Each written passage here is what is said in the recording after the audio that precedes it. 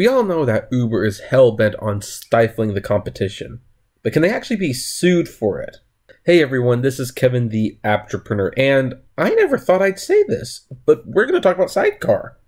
Seriously, does anyone here actually remember Sidecar? Haven't you been watching me long enough to remember the Sidecar fiasco, where Sidecar was like, there used to be 3 major ride-sharing apps. There was Uber, Lyft, and there was Sidecar. And Sidecar was unique for a few different reasons. First of all, they actually had different price tiers. If you were a driver with considerable experience on Sidecar, you could actually charge more money based on your rating and your experience. And that was a cool concept. Now, as someone who was on all 3 at the time, I almost never did Sidecar. Be perfectly honest, it was never a thing. But here's the other thing. Sidecar's capital fundraising was very, very low, as we're about to find out. And they could not match the price that Uber and Lyft would have. Here's the other reason Sidecar was important. I think Sidecar was a pivotal moment in the rideshare industry, where when Uber went and competed with them and got them to go out of business, I think Travis Kalanick got it in his mind that he actually could price the competition out of business. And he priced Uber the way to put Lyft out of business, and Lyft just never went away. And since then, we've had these rock bottom rates. Now, would we have gotten them had, Lyft went under as well? Maybe. It's possible. I think it's unlikely. When you're lowering prices, you don't lower them out of the goodness of your heart. You're lowering them to screw a company as much as humanly possible. And Sidecar got screwed and so worn out they ended up leaving the business. And now the remaining founders, or whoever considers themselves still the owners of Sidecar, are actually suing Uber for what they perceived was monopolistic practices that resulted in Sidecar going under. According to Business Insider, defunct startup Sidecar Technologies Inc., which pioneered on-demand ride-hailing, is suing Uber Technologies Inc., alleging it engaged in predatory pricing and anti-competitive practices that ultimately put Sidecar out of business. Which, by the way, I don't think we're going to debate this. Or dispute this, I think. We know Uber put their prices to put Sidecar and Lyft out of business. Sidecar went under, Lyft did not. Is that necessarily anti-competitive in itself? I don't know. Let's keep reading. The lawsuit filed in U.S. District Court in San Francisco on Tuesday morning claims Uber became hell-bent on stifling competition from ride-hailing apps and used subsidies and made fake ride requests to competitors in a bid to dominate the market. Sidecar went out of business in December 2015 and sold, I think that's sold, its assets to General Motors Company in 2016. And now General Motors is, of course, planning their own ride-sharing app. The lawsuit comes after Uber made a confidential filing for an initial public offering last Thursday and is the latest in a long line of legal disputes targeting Uber, which has battled drivers and rival companies. The latest complaint was brought by Sidecar Innovations Inc., SC Innovations Inc., the successor to Sidecar after it was shuttered. Sanu Paul, the co-founder of Sidecar, said that with Uber, it was never a fair fight. Well, and here's where I'm going to have to, unfortunately, play devil's advocate, because what is considered a fair fight? I mean, here's the thing. I get where he's coming from. I dislike Amazon for many of the reasons he's pointing out. Like, people have actually told me, well, it's in Amazon's business model to undercut the price for the competitors. That's how they, get you to buy from their store. And I'm like, yes, I understand that. And for the consumer, that is very good. But, you always have to keep this in mind. Amazon, until very, very recently, we're talking about almost 20 years, did not make money. They consistently lost money. You can't compete with a company that does not need to make money. That is a very scary scene. Even Rush Limbaugh, you know, big corporate, I love big companies, Rush Limbaugh, looked at Amazon and said, this is not the kind of success we want to be encouraging people to have. A company that is 15 years old and never makes a dime is not a success story. It just isn't. So I understand where he's coming from. At the same time, it's really hard for regulators to step in and do anything about it, because if you're hurting yourself, I mean, it's not really the government's job to fix bad mistakes like this. If you are doing this willingly, the government's going to say, well, okay. I mean, it's good for the consumer, so they're concerned about whether or not the consumer gets hurt. And companies selling services and goods at a loss technically doesn't hurt the consumer. It just doesn't. So they are not very interested in stepping in and doing anything about it. They just aren't. So, yeah, is it anti-competitive? Probably. It more or less ensures that, you know, people will use your service over the other guy because that guy costs more money. And even though he's going to make money and you're not, as long as you have the slush fund to bear those losses, that guy will eventually go out of business. I don't know if that's actually illegal. I'm assuming it's not. But I understand where he's coming from. But anyway, let's continue. So, that's why Sidecar failed, Paul said in a blog post. And it's also why both drivers and passengers are left with higher prices and fewer choices today. Now it is clear that Uber's predatory and anti-competitive strategy worked. And I agree with that. Because here's the thing. Uber are raising the prices. They are pretty much the dominant force. They are a monopoly. You cannot dispute that. They are a monopoly. Some people will dispute by saying, well, you have Lyft, so it's not really a monopoly. No. It's a monopoly. Uber has more than 50%. Heck, you don't even need to have more than 50% to have a monopoly. Why do you think people have been so upset and so scared of the upcoming Disney-Fox deal? Because Disney will own 34% of all movies when that deal goes through. Now think about it. That's not more than 50%, but it's more than a quarter. And when a company has that much leverage, it's nothing but bad for the consumers. Maybe Disney says to the theaters, hey, you know what? That 10% we're giving you for the ticket sales, we want it to be 5%. Or else we're not giving you Avengers Endgame. What if they say, you know what? Hey, AMC, we don't like your AMC Stubs A-list membership. We think that is way too generous. It's killing off the movies. You killed that service, or you're not getting Mary Poppins Returns, Star Wars Episode 9, or Frozen 2. They could do it. 34% is definitely pretty close to monopoly.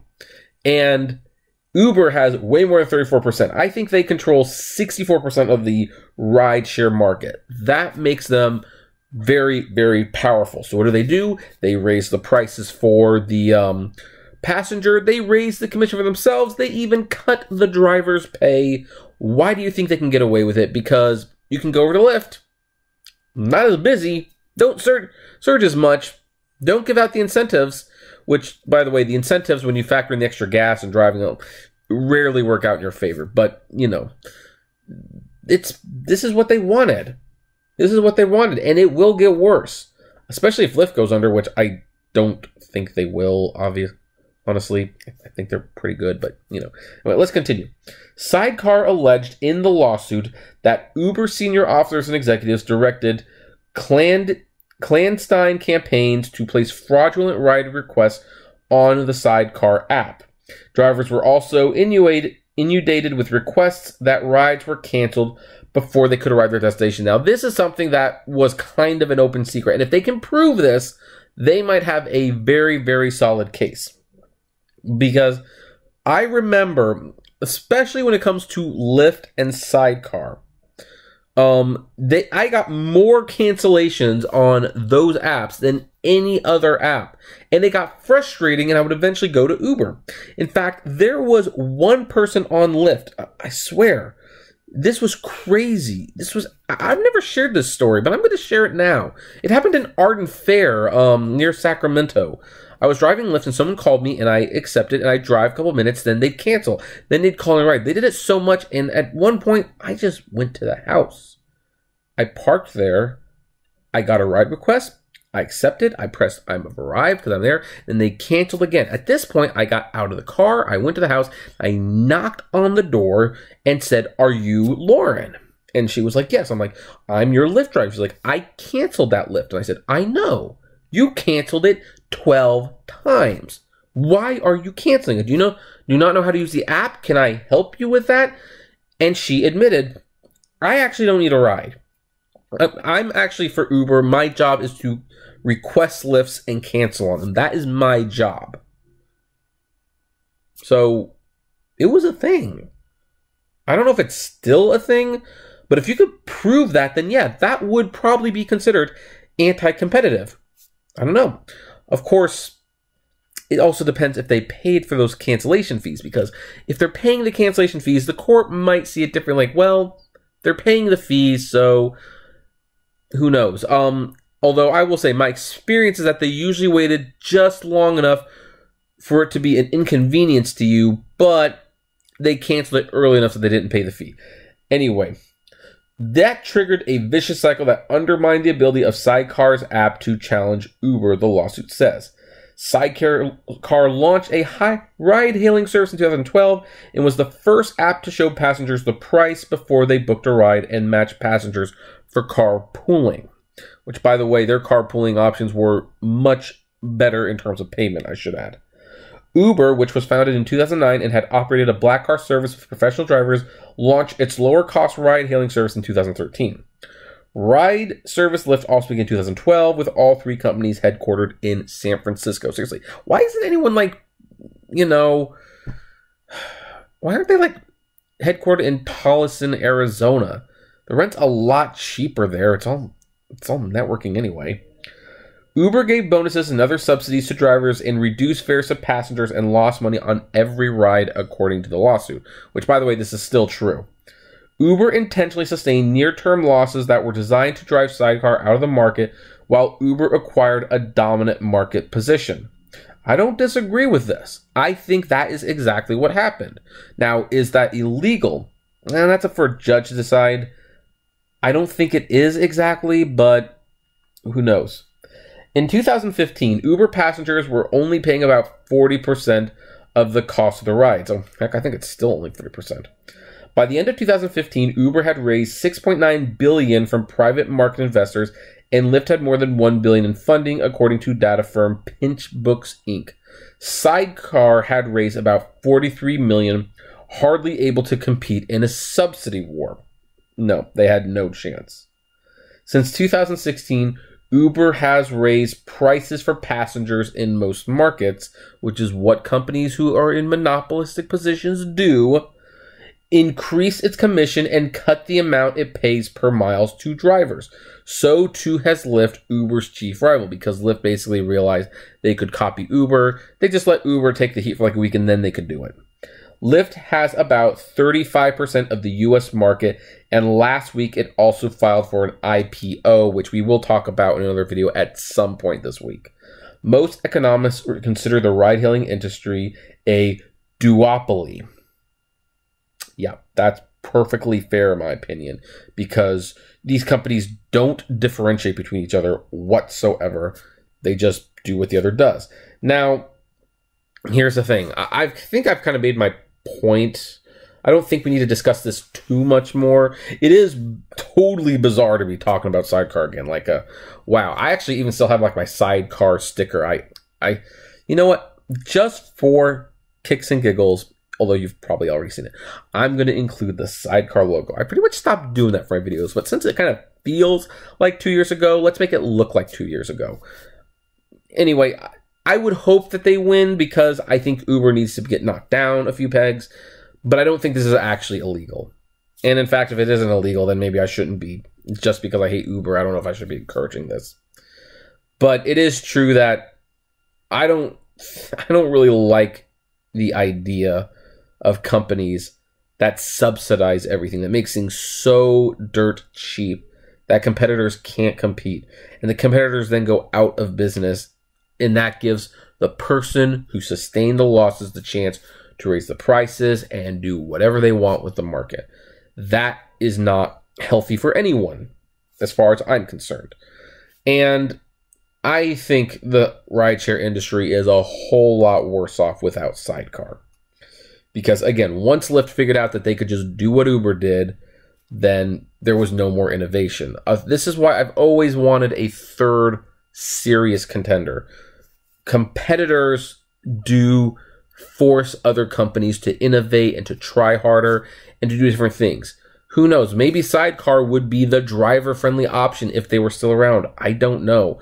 They certainly gave drivers the option to make more money. Like, hey, okay, you got to start at this low rate.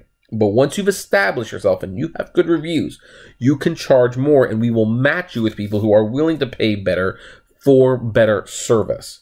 That is something that I think most drivers would agree. And you know what? Under that system, we are truly independent contractors. We establish ourselves, we can name our price, and they still get a cut. That, I think, is fair. But it's not going to happen in this duopoly market that we have with Uber and Lyft. But I'm going to end it there. What do you folks think? Do you agree, disagree? Do you think Sidecar has a chance at winning this lawsuit? I would love to know. So, comment below. Like, favorite, share, subscribe. If you enjoy my videos, consider becoming a Patreon member. It's totally optional, of course, but even those $1 a month goes a long way to helping the channel run smoothly. And as always, flame responsibly. Have a good one.